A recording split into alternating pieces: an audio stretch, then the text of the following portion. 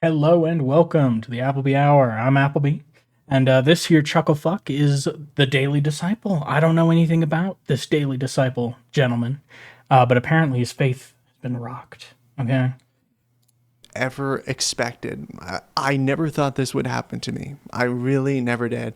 I heard other people talking about, man, my faith has been so hard, or I've had so many doubts, or I've da da da da da. And I just felt like that's not me. Throughout my life and especially my teen years, everyone would talk about I have these doubts, I have these questions, and especially creating content, I wanted to be like, hey, no, ask God those questions, or it's okay to have doubts, and da da da da da, and like be affirming to those folks that were feeling those things. But for me, I just didn't experience that. Sure, I had my anxieties about whether God was going to provide in one area or another, but in terms of the overall scope of God's story, I knew that was true. I knew that, Jesus really did come and really did die on the cross and really did die for my sins. And I knew that Ugh. God. Oh my God, that was only a minute. Jesus Christ, Jesus Christ on a fucking stick. Um, I don't even know. What am I supposed to do with this? God, see, I have this dilemma because I feel the need to respond to theists because obviously they're on their sort of surging. They're coming back. But on the other hand, they're horrible and annoying and boring. And why would you want to listen to one for even a single second? Um, yeah, I guess.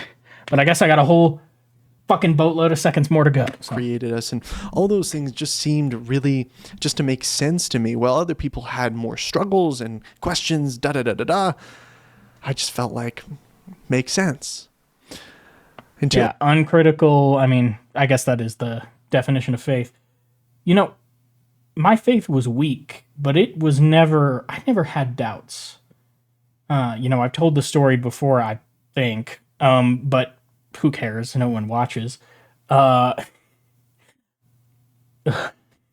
um, I just read Genesis and compared it to our understanding of cosmology when I was 10 because I was a science nerd.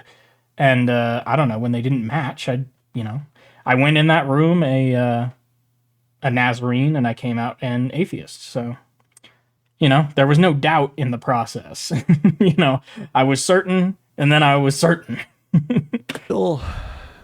about over the last year and a half. I want to tell you why and where I am now. Okay, so I don't Yeah. want you to be concerned, but I want you to listen. And hopefully, this will help you engage with your faith in a more authentic way. Okay, over the last year, we have found out that my mom was diagnosed with cancer again. For Oh my God. And that shook your faith? God, what a fucking disgusting little shit stain. God.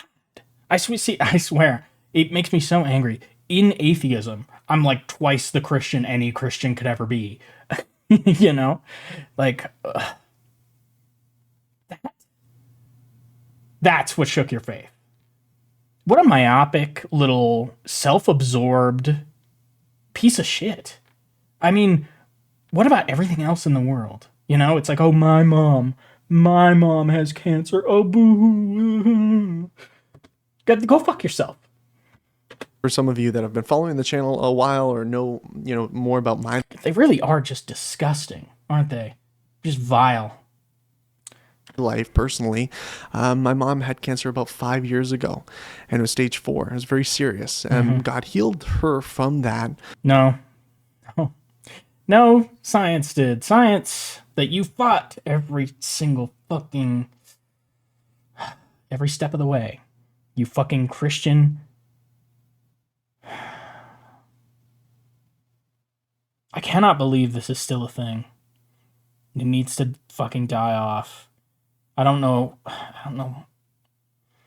I mean, I do. I know that this spiritualism, supernaturalism, it's seems to be sort of inherent to the human condition. I don't know that it's possible to excise it. That used to be my position, and I'm still an anti-theist, anti-supernaturalist, but anti-fideist. It seems like maybe you really can't totally excise faith from life. But that does not give you the excuse to believe in supernatural nonsense like souls and gods and ghosts and whatever. Like, that's not on the table. That's, if you care about truth, that's off the table. But it is either returned Little T truth. Little bitty T truth.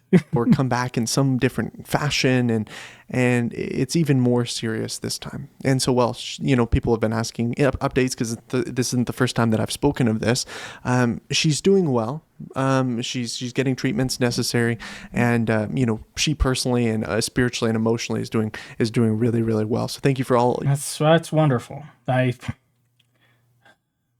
I don't care. Prayers for her, and continue to pray for her healing in that area as she undergoes treatments and all sorts of things like that. But treatments! I thought, are those treatments fucking prayer sessions? Are you a Christian Scientist? Are people praying over your fucking mom while she dies? Really challenging, among a number of other things that have shaken me emotionally, personally, relationally, have hit me in my core. So this is just a guy who's never faced any adversity at all, and so he's just like, oh, God is good because Harlequin babies don't exist. Yeah. Really? Okay. And I'm just going to be vague about that because they are personal, right? But I want you to know that they were extremely real. Okay. And they caused me to, need to go to therapy, honestly. Like that's the truth of it. And I don't think you should just go to therapy when you're really in the pit. But I do think if you're not already... You shouldn't go to therapy at all. You should go to a psych. And everyone should do it. No therapists. Go to a psychologist. Going to therapy and you're in the pit, then, you should start going. And so that's where I was. I was getting angry at God. I told my wife that I was angry at God. And I'm sure it was scary for her. But for me, I just had to be honest and say, you know what? I think I need to deal with some things because I had some expectations of what I thought God was going to deliver me. And so he thought that God was his own personal little bitch. And that just because I'm a good little equestrian, it's like God is Santa Claus to you. What a shallow... God was going to deliver for me.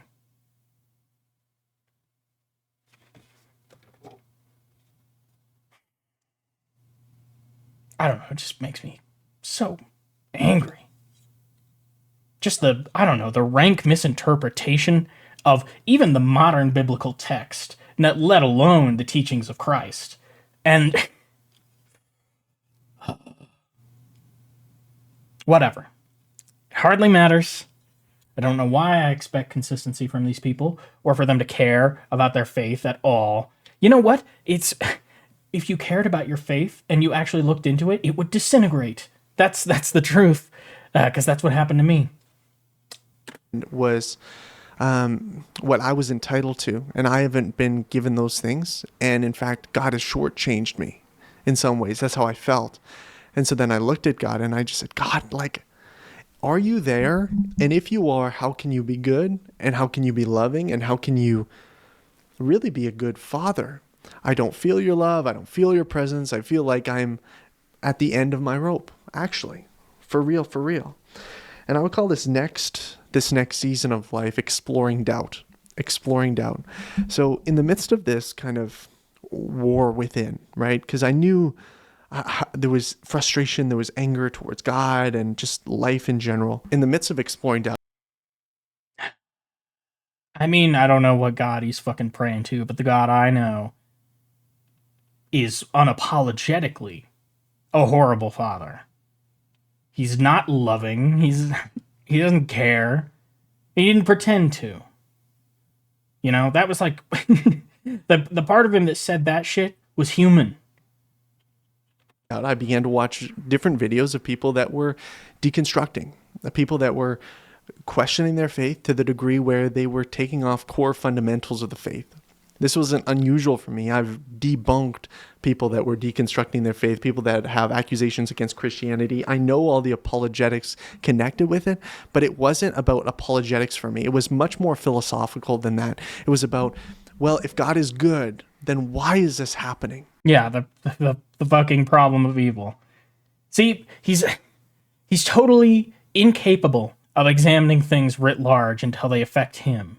The problem of evil has always existed, and he just, until it touched his life personally, until it threatened to take his mother from him, that's what it needed. Like, you literally needed to hold a gun to this guy's mom to fucking get him to consider it. Despicable. Like, and the common answers that I would get, and honestly that I would give, didn't feel satisfying. They didn't feel satisfying. Why? Because they didn't squelch the pain. They didn't stop the pain. They didn't stop the pain. No, because they don't make any sense. There is no answer to the problem of evil. If there is a God, there is something deeply, deeply wrong with him. He's not well. He's sick. This is a sick world. And if somebody made it this way, they're monstrous. To be killed. You know? I'm at rock bottom. I'm struggling. I'm not shooting any videos right now. I'm reading a few books. I'm watching videos about people deconstructing and people just really, honestly, turning away from their faith because it feels good.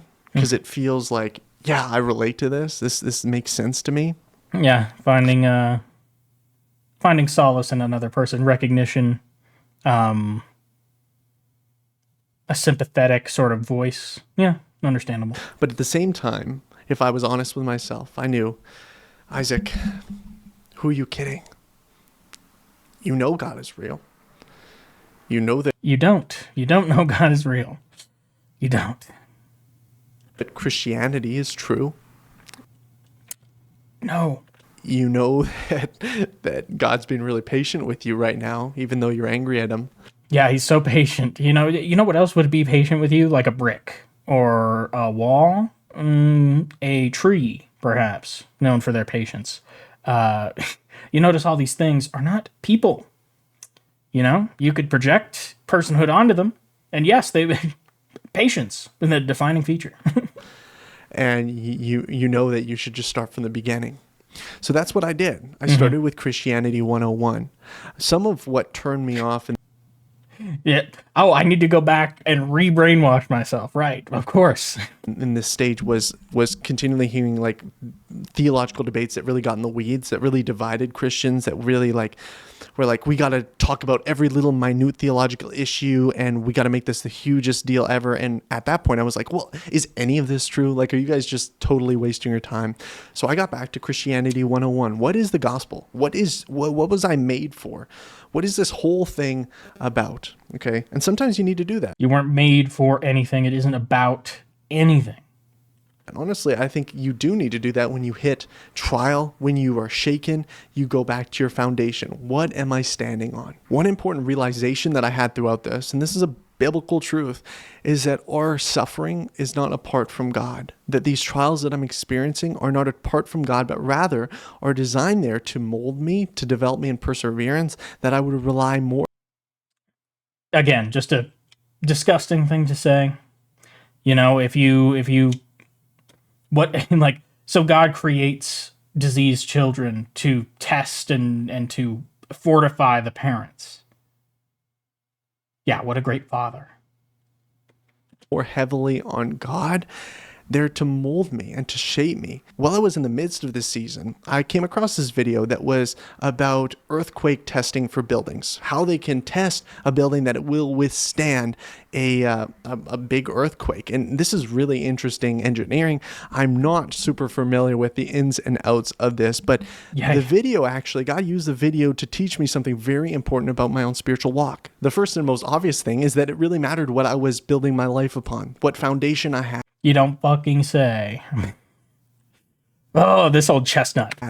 What I realized was the foundation that I was operating on, at least in part, was faulty, was faulty. And it was about Not in part, in whole. Your foundation is built on sand. You need to acknowledge that there is no plan. There is no purpose. The universe doesn't exist for a reason. If you want to build your foundation on a rock, okay, well, that's nihilism. There is no other rock. That's the earth. That's the soil from which all true and fucking consistent philosophies, empirically consistent, spring. There is nothing beyond that which can fit into reality and make sense of things. That's the starting point, and you guys just fail. the good Christian mindset. The good Christian mindset. I'm going to be a good guy. I'm going to do the right thing. I'm going to be responsible. And yes, Jesus died for my sins. Yes, I'm forgiven by him. But still, it's about me being a good, responsible Christian man, and God will bless me because of that, right? Isn't that the message of Proverbs? Isn't that what it's about? But what we often do is we take Proverbs, but we don't think about Ecclesiastes, right? Those things go in pair. It's that, hey, sometimes you're working and you're doing the right thing, but it still doesn't turn out for you. Why? Why is this? Like, are we guaranteed that we're going to have this amazing life just because we do things the right way? What happens when we experience trials? I had this mindset that as long as I was a good guy, as long as I was a Christian, as long as I was responsible, then everything would be great. What happens when it's not? You have two choices in that situation. You become bitter because your foundation isn't all that it's cracked up to be, and you suppress and you suppress and you suppress, and you wait until an earthquake hits that's actually going to knock your whole building down. Or you just pray that never happens. And sometimes that never happens for people. They never hit an earthquake that really shakes them enough for them to realize that their foundation is faulty. Maybe they do live that good guy Christian life, right? And everything just goes well for them, and they have a nice family. And sure, there's some challenges here and there, but it never causes them to really evaluate. I want to fucking kill myself. But I feel like I have to push back against this somewhere because nobody's fucking doing it anymore. Like, we ran these idiots off the goddamn internet, and now they're back, and we're just too fatigued to do it again. They have no place in rational discourse. What they're standing on. So in a lot of ways, I see this as a blessing. Here's the deal. What I found out, and this is kind of crazy, and maybe some of you guys that have developed buildings and know about foundations, this is obvious to you, but it was interesting to me. So one of the biggest things was that concrete, if you build a foundation and a building with concrete, right? Something that's really sturdy, something that's really hard, that like one of the hardest things, right? And an earthquake. One of the hardest things. Comes, what happens? It cracks. It crumbles. It's actually not very resilient to that kind of movement. I wish he had more for me to comment on, because this is really starting to hurt. It's interesting how much how do you control the level of nasality? So what happens? So what do? Timber, like wood, it's flexible, it's pliable. It's soft in some context, right? Oh, yeah, so it's like you build that and it can withstand the movement when the earthquake comes. You would think, I need to build this with the hardest thing, the impermeable substance. But actually, you want something flexible. You want something malleable. You want something that can withstand the blow. It's interesting that he's not relating this to the Bible passage about, I can't remember where it's from. I mostly covered it Sunday school as a child. But building your foundation on sand versus stone. Right, of the earthquake. We think we can manufacture this foundation and this life that's impermeable, right? That nothing can hit it. That we're going to block out everything that's bad, keep a smile on our face. No, we're doing great. No, everything is wonderful. No, I serve at church. No, I have a great... Everything's great. Everything is wonderful. No, I serve a church. It's a good reminder. Wait, no. Everything isn't wonderful. I know that's not what he meant, but if it was written out, it's very funny. Family life. No, my marriage is great. Da da da da da. Yeah. We think we can do that. What happens when the earthquake comes? You know, this guy's extra infuriating because he looks like a like slightly handsomer version of my shrink. So it's like I'm seeing this face of like this. My shrink's a smart guy, and this guy's a fucking idiot. Well, it crumbles down. It crumbles down. So what do we need? We need a soft and humble heart. A soft and humble heart. I look at the scriptures, and he likes that shit velvety smooth. I was looking at the scriptures. I was thinking about this. Just think about how Jesus talks about those who will be blessed. Blessed are the meek. Blessed are the poor in spirit. Blessed are those who mourn. Blessed are those who hunger. These are all people that are in need. This isn't somebody that's totally self-sufficient. No, this isn't somebody that's rock solid. This is somebody that needs. Okay, I've been really trying to resist the juvenile urge to, whenever he talks about how hard something is, to make a dick joke. But like, why can't you shut up? But the turgid stone. This is somebody that's soft. I don't actually know. This is somebody that requires something from somebody else, right? In order for their cup to be filled, in order to be satisfied, in order for them to be comforted. Like, they need God. They recognize that. It's not about developing this perfect concrete structure that can't be defeated. It's about being soft and moldable and malleable. It's about being a Weasley little snake. Valuable to the movement of God in our life. God does things in our life to soften us, soften our hearts to receive his love. Have you ever come across like, I don't know what to do with Christians half the time, man. Like, why are you talking about that? Like, you're talking me in. Like, I want to fuck your heart now. Somebody that has such a hard heart.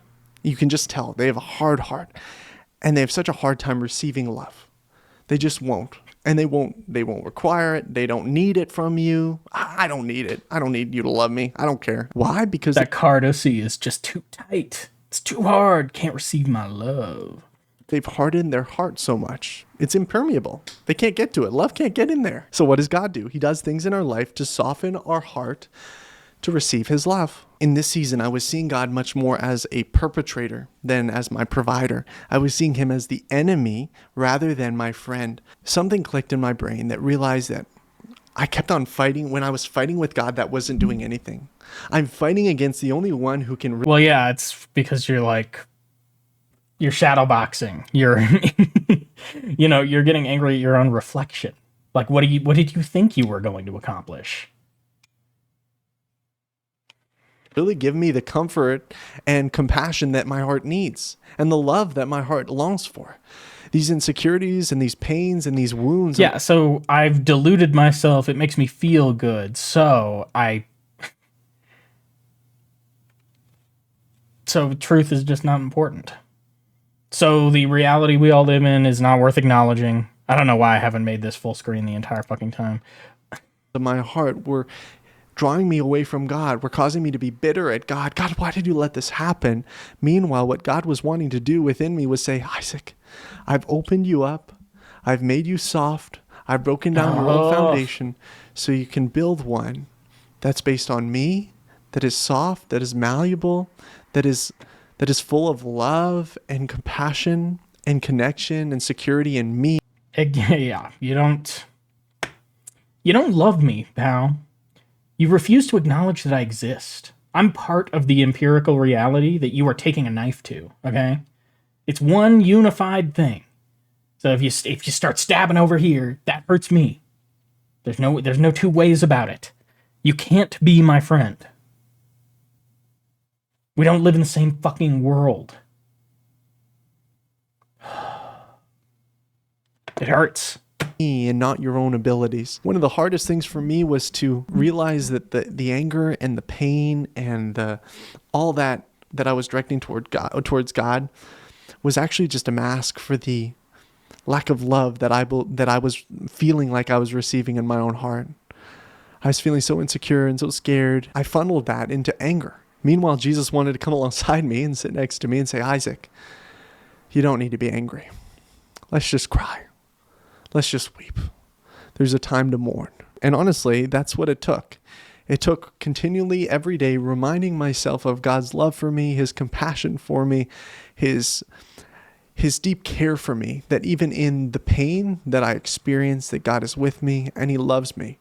And that might sound simplistic to you guys, but honestly, that is the difference. It wasn't about some apologetic argument that got me to be like, oh yeah, actually Jesus did rise from the dead, or actually no, God is real. No, it was about letting go of the anger that I had towards God and receiving his love. Yeah, right. It didn't have anything to do with logic. You are incapable. You don't care about truth. You only care about what makes you feel good, what makes your life tolerable. Well, you make my life intolerable. I mean, it already was, but you make it a fucking hell of a lot worse. And you have for a long, long time. If Christianity were fucking ripped from history, it would be nothing but an improvement.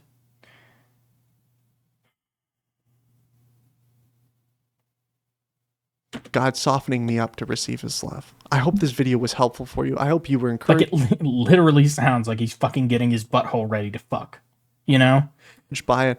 If you were, I'd encourage you to give this video a like and subscribe. If you want to support what we do on this channel, equipping people to follow Jesus daily, I'd encourage you to sign up on Patreon today. It would be a huge blessing. And until next time, God bless.